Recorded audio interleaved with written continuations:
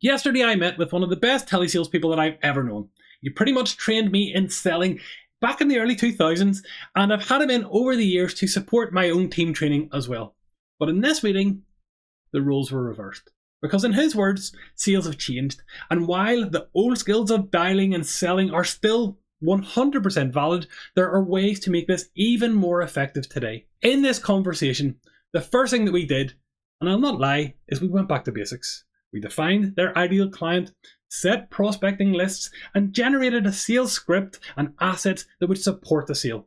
Importantly, we talked about the volume of activity. The answer when it comes to selling is always more.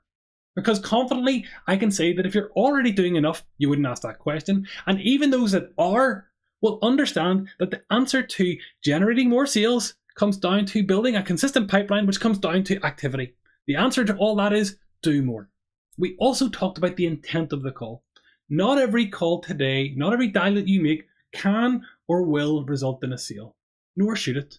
We talked about getting past gatekeepers because it's never been harder, and we generated a new sales script that the team will use at different stages of their process. We talked about the questioning that focused on the client need because that's what clients really want to understand.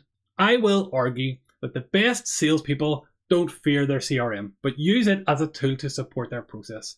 And I can tell you that the best people who have ever worked for me, the best people who I know in sales, use their CRM to the fullest. Today, sales and marketing have never been so intrinsically linked.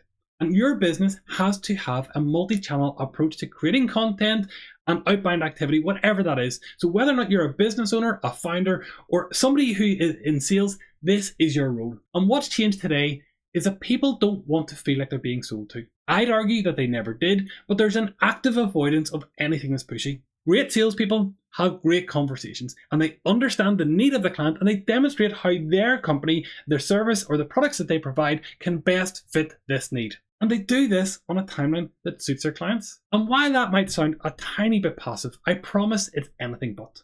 Great salespeople follow their process and they follow it properly to the T. They learn from their mistakes and they become better for them. So today, it's now 10:30 on Friday morning. I want you to send that email, to pick up that phone, or to DM that client that you want to speak to.